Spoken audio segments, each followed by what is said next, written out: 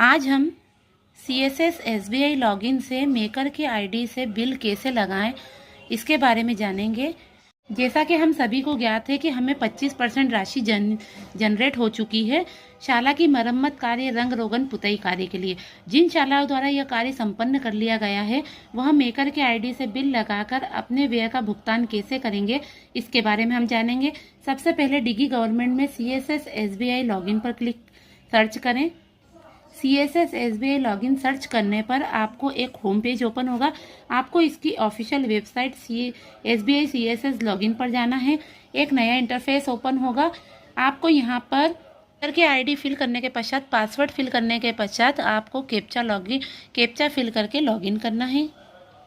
Login करने के पश्चात एक प्रोसेस होगी और आपके पास एक नया पेज ओपन होगा। नया पेज ओपन होने के बाद मेकर की आईडी से आपको बिल लगाने के लिए माय मॉड्यूल्स पर जाना है। माय मॉड्यूल्स पर जाने के बाद आपको मैनेज फंड डिस्बर्समेंट पे जाना है।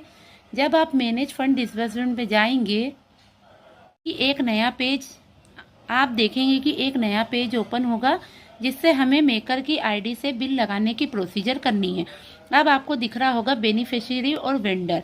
यहाँ पर हम वेंडर के आईडी से बिल लगा रहे हैं इसलिए वेंडर पर क्लिक करें।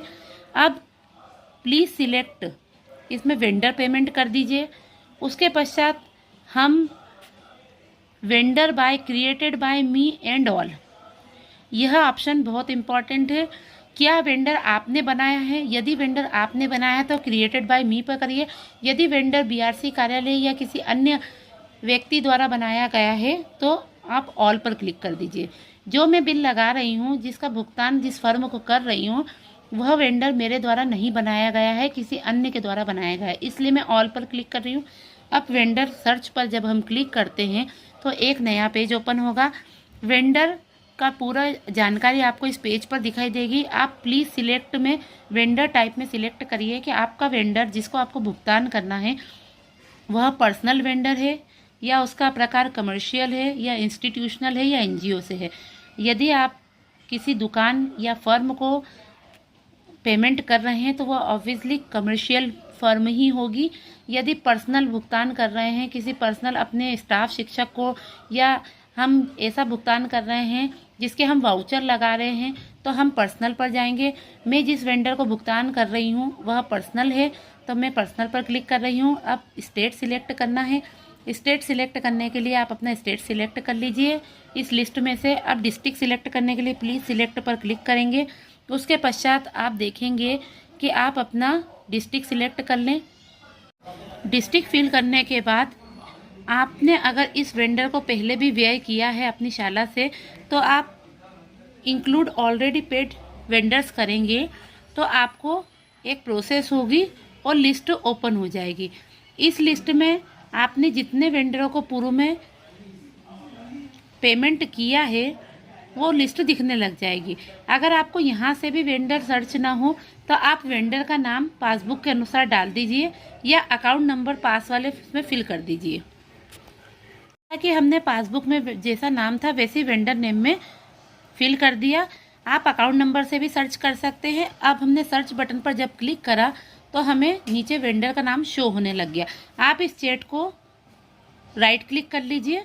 राइट क्लिक करने के बाद ओके कर लीजिए। यह वेंडर सिलेक्ट हो जाएगा। आपको एक मैसेज आएगा कि आप इस वेंडर को फंड डिसबर्समेंट करना चाहते हैं तो आप यस कर दीजिए। यस करने के पश्चात यहाँ पर उसकी डिटेल शो होने लग जाएगी। आप अपने लिए वेंडर के यूनिक कोड एक रजिस्टर में लिख के रख लीजिए ताकि आपको अगली बार वेंडर यूनिक कोड के ज़रिए भी वेंडर सर्च हो जाएगा। इसके पश्चात ये प्रोसेस होने के बाद हम एक्टिविटी पर जाएंगे। एक्टिविटी के बाद आपको यहाँ पर स्कूल ग्रांट हो तो स्कूल ग्रांट टाइप करना है। आपको इको क्लब की राशि तो इको क्लब टाइप करना है। आप जिस राशि से जनरेट कर रहे हैं वहाँ यहाँ आपको टाइप करके सर्च करना है। मैंने स्कूल ग्रांट से मरम्मत और रंगाई पुताई का कार्य करा है तो मैंने स्कूल ग्रांट सर्च करा। स्कूल ग्रांट सर्च करते ही आपको यहाँ पर स्कूल ग्रांट शो हो जाएगा। आप इसे टच करके ओके कर दीजिए।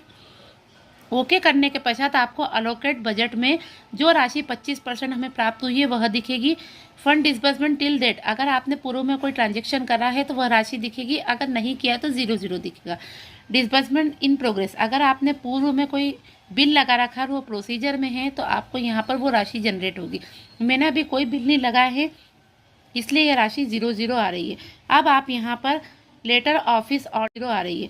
अब आप यहाँ पर लेटर ऑफिस ऑर्डर नंबर में अपनी नोटशीट क्रमांक या बिल वाउचर नंबर डाल दीजिए। 001, 002 से आप चालू कर सकते हैं। उसके पश्चात सिलेक्शन सेक्शन डेट में आपको डेट डालनी होगी। आप इसको बिल को कब सेंक्शन आपने किया है, आप अपनी एसएमसी में जब इस बिल को पास करते हैं वह डेट आपको यहाँ डालनी है। मैंने जब ये बिल पास करा है वह डेट मैंने डाल दी है। डेट डालने के पश्चात आपको लेजर सिलेक्ट करना है। लेजर में आपको स्कूल ग्रांट सिलेक्ट करना है। यहाँ पर आपको अटैच फाइल में ऑप्शन आएगा। अटैच फाइल क्लिक करने पर आप यहाँ टच करेंगे। क्लिक करने पर आपको एक बिल की फाइल अपलोड करनी होगी। आप मोबाइल में अपने बिल का फोटो और नोटशीट का फोटो रख लीजिए, या तो नोटशीट का फोटो अपलोड कर दीजिए या बिल का फोटो अपलोड कर दीजिए। यहाँ आप ब्राउज़र में टच करेंगे तो ब्राउज़र में टच करने के बाद आपको मीडिया पिकर से गैलरी से फ़ोटो सिलेक्ट करनी है। अब आप अपनी गैलरी से बिल का फ़ोटो सिलेक्ट कर लें। बिल का फ़ोटो सिलेक्ट करने पर यहाँ पर अपलोड की प्रक्रिया होगी। यहाँ पर अपलोड की प्रक्रिया होने के बाद आपको इमेज दिखने लग जाएगी, उसका नंबर दिखने लग जाएगा। आप अपलोड पर क्लिक कर लें। अपलोड पर क्लिक करने के बाद ये प्रोसीजर पूरी हो जाएगी। अब एक्सपेंसेस टाइप में आपको कैपिटल सिलेक्ट करना है और ऐड बटन पर क्लिक करना है। ऐड बटन पर क्लिक करने के बाद आप देखेंगे कि यहाँ पर आप पूरी डिटेल वेंडर की शो होने लग जाएगी। ऐड ऑप्शन पर क्लिक करने के बाद आपको वेंडर की सारी डिटेल शो होने के बाद आप ऐड बटन पर क्लिक करें। ऐड बटन पर क्लिक करने के बाद आपको वह अमाउंट यहाँ पर फिल करना है जो अमाउंट का बिल आपने फ़ोटो अपलोड करी है। यहाँ पर वो अमाउंट ऐड कर दीजिए। ऐड करने के पश्चात आप ओके पर क्लिक कर दीजिए। ओके पर क्लिक करने के बाद आप देखेंगे कि वह अमाउंट आपको यहाँ शो होने लग जाएगा। अब आपको नरेशन में आपने किस चीज़ का बिल लगाया है, किस व्यय भुगतान का बिल लगाया है, वह आपको यहाँ पर नोट डालना है। जैसे मेंटेनेंस बिल है, मेंटेनेंस ऑफ स्कूल एक्सपेंसेस, या आप जो भी एक्सपेंसेस आपने करे हैं आप उस पर नोट डाल दीजिए। पर आप देखेंगे मैंने नोट डाल दिया है एक्सपेंसेस ऑफ स्कूल मेंटेनेंस। अब आपको यह सब डिटेल फिल करने के बाद पश्चात वैलिडेट ऑप्शन शो होगा, उस पर क्लिक करना है। वैलिडेट ऑप्शन पर क्लिक करने के बाद आपको आएगा सबमिट। सबमिट करने के पूर्व आप पहले पूरी डिटेल रीचेक कर लीजिए कि जो आपने बिल लगाया है, जिस वेंडर को लगाया है, जिस राशि का लगाया है, जो नरेशन लिखा है वह सब करेक्ट है। अगर आपको संशोधन करना है तो आप अभी भी संशोधन कर सकते हैं।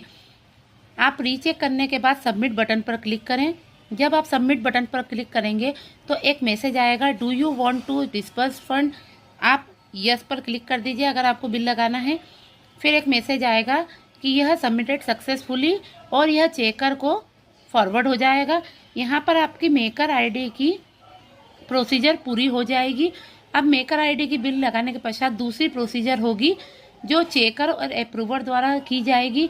मेकर के आईडी से सिर्फ बिल लगाने की प्रोसेस होती है, इसको अप्रूव और चेक करने का काम दूसरी आईडी से होता है। तो अगली वीडियो में हम ये जानेंगे कि इसको अप्रूव या चेकर के आईडी से कैसे अप्रूव किया जाए।